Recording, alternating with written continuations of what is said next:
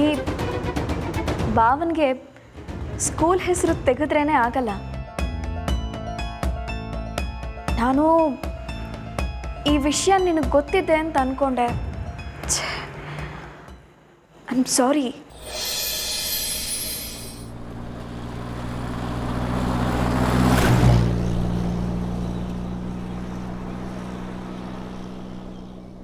ಇಡೀ ಊರಿಗೆ ಭಾವನಿಗೆ ಓದು ಬರಹ ಬರಲ್ಲ ಅನ್ನೋ ವಿಷಯ ಗೊತ್ತು.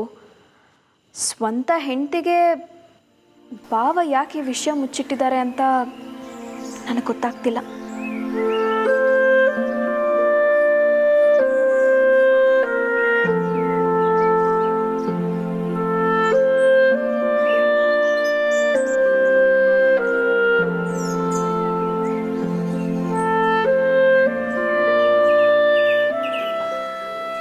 ಇದು ಎಳೀರು ಕುಡಿಯಮ್ಮ, ಸಂದಾಗಿರ್ತೈತೆ. ಬನ್ನಿ ಬನ್ನಿ ಹೇಳ್ತೀನಿ.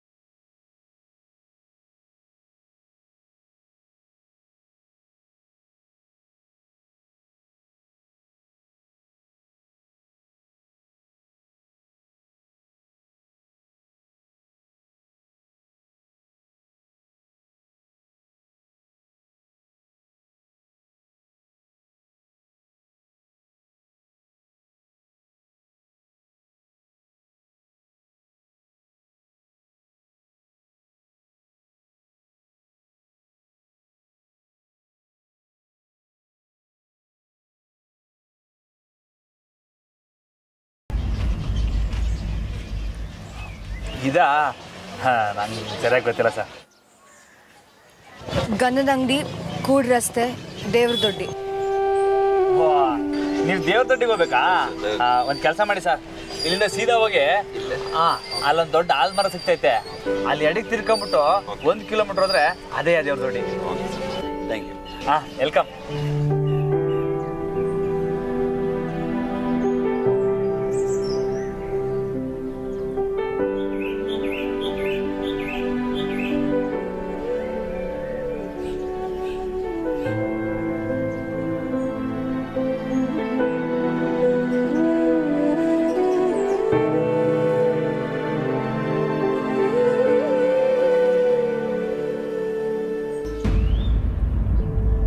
ಹೋಗೋಣವಾ? ಹೋಗಮ್ಮ. ಎಷ್ಟಾಯ್ತು? 30. ಬರ್ಲಾ?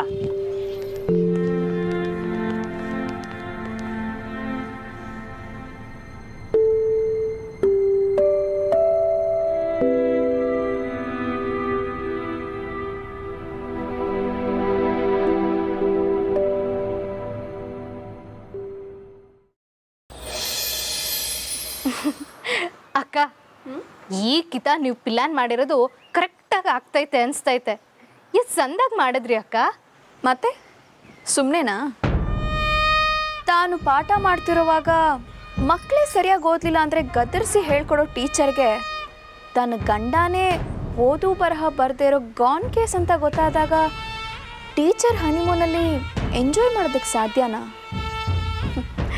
No chance. ಈಗಾಗಲೇ ಸಣ್ಣದಾಗಿ ಬತ್ತಿ ಹತ್ಕೊಂಡಿರತ್ತೆ. ಹೂನಕ್ಕ, ಅದು ಅಂತಿಂತ ಬತ್ತಿ ಅಲ್ಲ, ಆನೆ ಪಟಾಕಿ ಬತ್ತಿನೇ. ಒಂದು ಕಿತ ಹೊಡಿತು ಅಂದರೆ ಇನ್ಯಾವತ್ತೂ ಒಂದಾಗಕ್ಕಿಲ್ಲ. ಸೊಸೆಮ್ಮ, ಏನು ಶಾರದಕ್ಕ? ಶಾಸ್ತ್ರಿಗಳು ಹೇಳ್ದಂಗೆ ಅಶೋಕನ ಜಾತಕದಾಗಿರೋ ದೋಷ ಹೋಗ್ಬೇಕಾದ್ರೆ ನೀವು ದೇವಸ್ಥಾನಕ್ಕೆ ಹೋಗ್ಬೇಕಾಗಿತ್ತಲ್ಲ, ಅದನ್ನೇ ಸಾಹೇಬರು ಕೇಳ್ತಿದ್ರು. ಹೇಳೋಗುಮ ಅಂತ ಬಂದೆ. ನೀವೇ ನೋಡ್ತಿದ್ದೀರಲ್ಲ, ಇವತ್ತು ದೇವಸ್ಥಾನಕ್ಕೆ ಹೋಗೋದಕ್ಕೆ ಟೈಮ್ ಎಲ್ಲಿದೆ? ಬಾವ ಮತ್ತೆ ನಿಮ್ಮ ಸೊಸೆ ಹೊರಟಿದಾರಲ್ಲ, ನಾಳೆಯಿಂದ ನಾನು ದೇವಸ್ಥಾನಕ್ಕೆ ಹೋಗ್ತೀನಿ ಅಂತ ಹೇಳಿ. ಶಾರದಕ್ಕ, ನನ್ನ ಗಂಡನ ಬಗ್ಗೆ ನನಗೂ ಕಾಳಜಿ ಇದೆ. ಸರಿ ಸೊಸೆಮ್ಮ. ಅಕ್ಕ, ಈ ಮುದ್ಕಿಗೆ ನಾವು ಸಂದಾಗಿರೋದೇ ಇಷ್ಟ ಇಲ್ಲ ಅನಿಸ್ತೈತೆ. ಅಕ್ಕ, ದಿಟ್ಟವಾಗ್ಲೂ ನಾವು ನಾಳೆಯಿಂದ ದೇವಸ್ಥಾನಕ್ಕೆ ಹೋಯ್ತೀರಾ?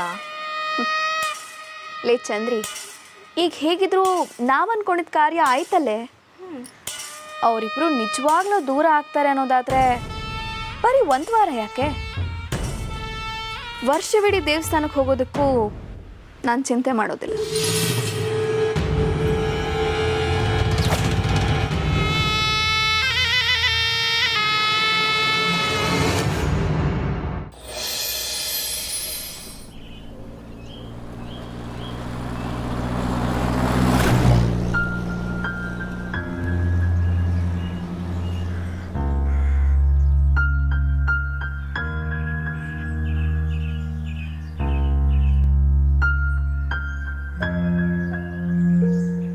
ಜಾನಕಿ ಅವ್ರು ಯಾಕೋ ಏನು ಮಾತಾಡ್ತಾನೆ ಇಲ್ವಲ್ಲ? ಹಾ, ಈ ಜಾಗದಾಗೆ ಅವ್ರಿಗೆ ಗಿಫ್ಟ್ ಕೊಟ್ರೆ ಹೊಸಿ ಸಮಾಧಾನ ಆಗಿ ಮಾತಾಡ್ಬೋದೇನೋ.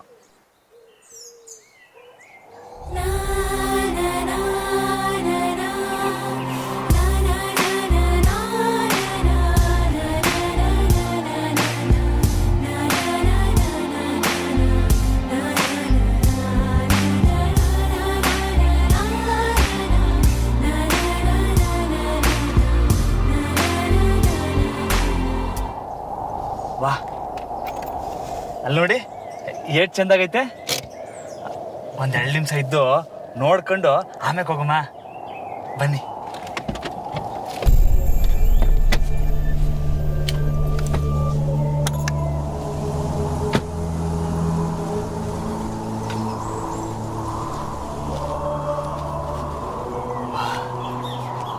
ಅಲ್ಲಿ ನೋಡಿ ಏಟ್ ಸ್ವಚ್ಛವಾಗೈತೆ. ಆಹಾ, ಏಟ್ ಸ್ವಚ್ಛವಾಗೈತೆ ಅಲ್ವಾ? ಐ, ಅಲ್ಲಿ ನೋಡಿ, ಅಲ್ಲೇನೋ ಜರಿ ಹರಿತಾರಂಗೈತೆ. ಹೋಗಮ್ಮ, ಬನ್ನಿ ಹೋಗಮ್ಮ, ಬನ್ನಿ.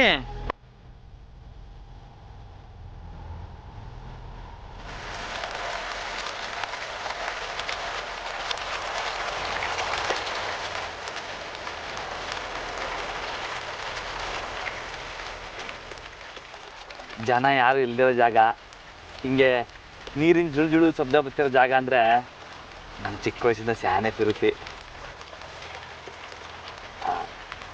ಯಾರಿಗೂ ಹೇಳ್ದೆ ಗಂಟೆ ಬಂದು ಕುತ್ಕೊಬಿಡ್ತಿದ್ದೆ. ಮನೆಗೆ ಎಪ್ತಿನೇ ಬರ್ತಿರ್ಲಿಲ್ಲ. ಈ ಪ್ರಕೃತಿ ತವ ಮಾತಾಡೋ ಸುಖ ಐತಲ್ಲ, ಒಂಥರ ಉಂಟು ಮಾತಾಡ್ದಂಗೆ ಮನ್ಸಾಗಿರೋದೆಲ್ಲ ಹೇಳ್ಕೊಬಿಡ್ತಿದ್ದೆ. ಎಲ್ಲ ಹೇಳ್ತಿದ್ರಾ? ಹ್ಞೂ, ಎಲ್ಲನೂ. ಹಾಗಿದ್ರೆ ಪ್ರಕೃತಿಗೆ ನಿಮ್ಗೆಲ್ಲ ಗುಟ್ಟುಗಳು ಗೊತ್ತಿರಬೇಕಲ್ವಾ?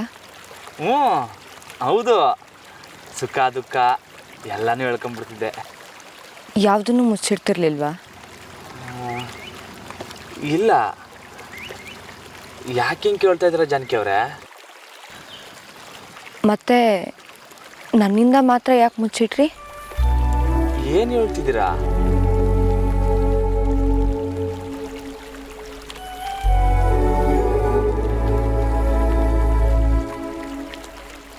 ನಿಜವಾಗ್ಲೂ ಗೊತ್ತಿಲ್ವಾ ಅಥವಾ ಈಗಲೂ ನಾಟಕ ಮಾಡ್ತಿದ್ದೀರಾ ರಾಮವ್ರೆ? ನಂಗೆ ದಿಟ್ಟವಾಲು ನೀವು ಯಾವುದ್ರ ಬಗ್ಗೆ ಮಾತಾಡ್ತಿದ್ದೀರಾ ಅಂತ ಗೊತ್ತಾಯ್ತಾ ಇಲ್ಲ. ಒಬ್ಬೊಬ್ಬರೇ ಗಂಟೆಗಟ್ಟಲೆ ಮನೆ ಮಠ ಮರೆತು ಕೂತಿದ್ದೆ ಅಂತ ಅಂತಿದ್ರಲ್ಲ, ಸ್ಕೂಲನ್ನು ಮರ್ತು ಕೂತಿದ್ರಾ?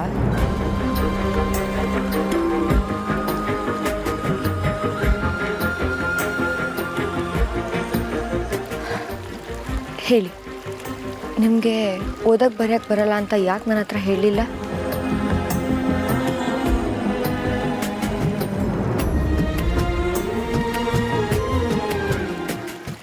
ಯಾಕೆ ಆ ವಿಷಯನ ಮುಚ್ಚಿಟ್ರಿ ರಾಮು ಅವರೇ?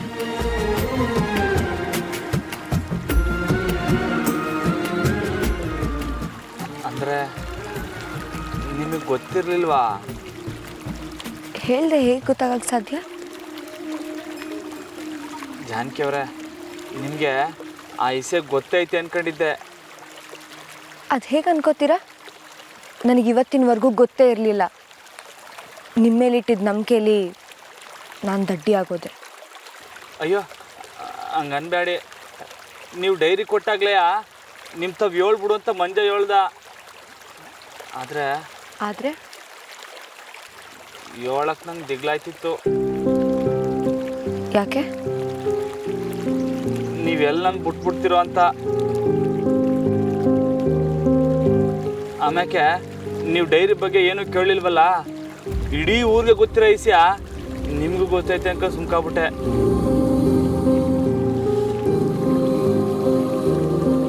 ಎಲ್ಲ ನಂದೇ ತಪ್ಪು, ಕ್ಷಮಿಸ್ಬಿಡಿ. ಈ ಕ್ಷಮೆ ಕೇಳಿದ್ರೆ ಎಲ್ಲ ಸರಿ ಹೋಗುತ್ತಾ? ಊರಿಗೆ ಗೊತ್ತಿರೋ ವಿಷಯನ ನಿಮ್ಮ ಹೆಂಡತಿಯಿಂದ ಮುಚ್ಚಿಟ್ಟಿದ್ದೀರಾ ನೀವು. ಇನ್ಮೇಲೆ ಹೇಗೆ ನಂಬಲಿ ನಿಮ್ಮನ್ನ ನಾನು? ಅಯ್ಯೋ ಹಂಗನ್ಬೇಡಿ. ಸಾಕು ರಾಮವ್ರೆ, ಇನ್ನೇನು ಮಾತಾಡಬೇಡಿ. ನಾನು ನಿಮ್ಮ ಮೇಲೆ ಇಟ್ಟಿದ್ದ ನಂಬಿಕೆನ ನೀವಿವತ್ತು ಕಳ್ಕೊಂಡ್ಬಿಟ್ರಿ. ಯಾವುದೇ ರಿಲೇಷನ್ಶಿಪ್ ಆದರೂ ನಿಲ್ಲೋದು ನಂಬಿಕೆ ಮೇಲೆ. ನೀವಿವತ್ತು ಅದನ್ನ ಮುರಿದಿದ್ದೀರ.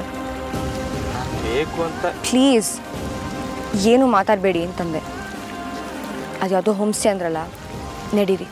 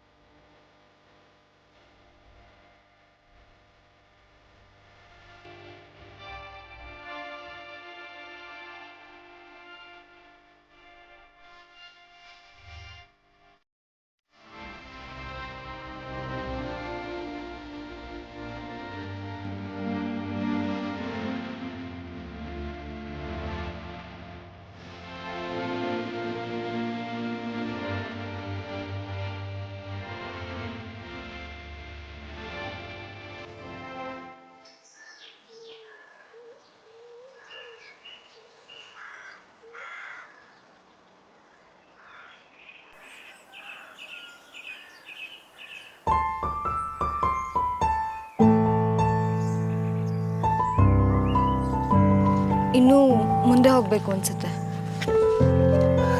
ಸರಿ ಬನ್ನಿ ಕೂತ್ಕೊಳ್ಳಿ.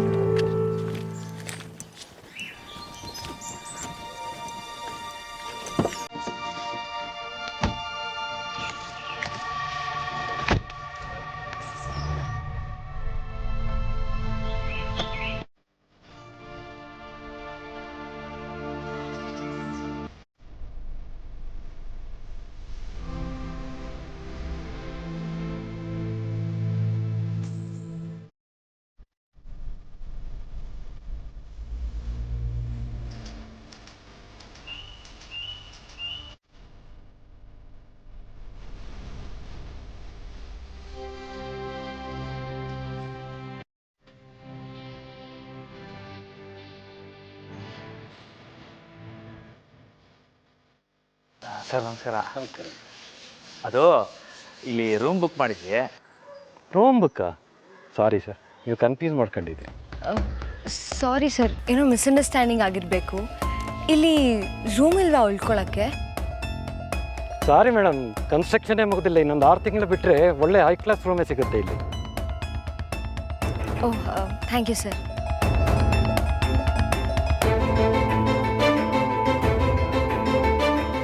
ಬೇಕಾದರೆ ನನ್ನ ಫ್ರೆಂಡ್ದೊಂದು ಹೋಮ್ ಸ್ಟೇ ಇದೆ, ಅಲ್ಲಿಗೆ ಹೋಗ್ತೀರಾ? ಹ್ಞೂ ಸರ್, ಹೋಯ್ತೀವಿ. No problem sir, thank you.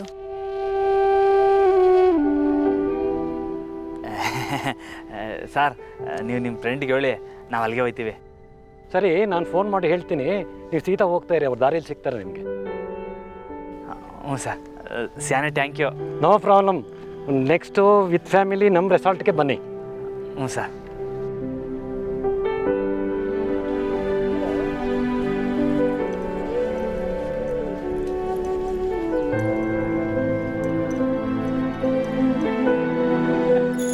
Janaki ಅವರೇ,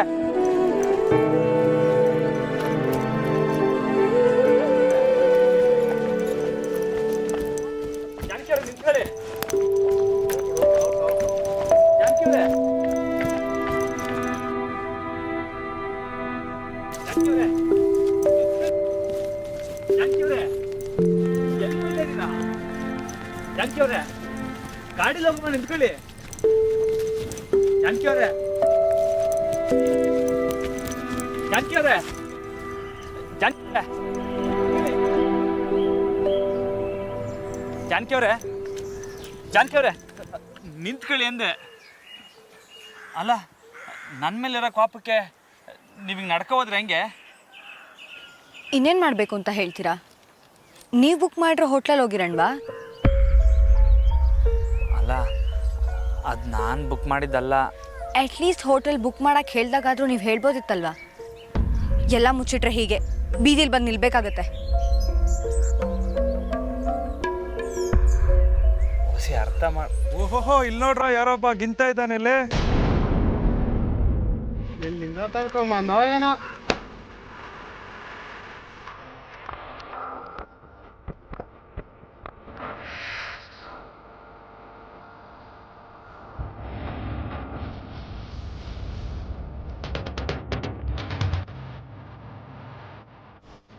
ರಾಮೋರೆ, ಬನ್ನಿ ಬನ್ನಿ ಸಖತ್ತಾಗವಳೆ ಮಗ. ಹ್ಞೂ ಮಗ, ಸಖತ್ತಾಗವಳೆ. ಬನ್ನಿ ರಾಮೋರೆ.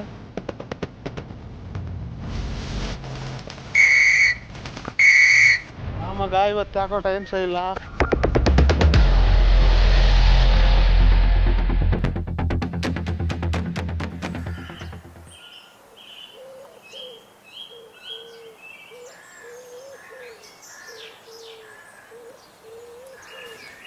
ರಾಮೋರೆ, ಎಲ್ಲದಕ್ಕೂ ಸುಮ್ಮನೆ ಕೋಪ ಮಾಡಿಕೊಂಡ್ರೆ ಆಗಲ್ಲ. ಇಂಥ ಜಾಗಕ್ಕೆ ಬಂದಾಗ ಇಂಥದ್ದೆಲ್ಲ ಆಗೇ ಆಗುತ್ತೆ. ಬುಕ್ ಮಾಡೋಕ್ಕೂ ಮುಂಚೆ ಸ್ವಲ್ಪ ಯೋಚನೆ ಮಾಡಬೇಕಿತ್ತು.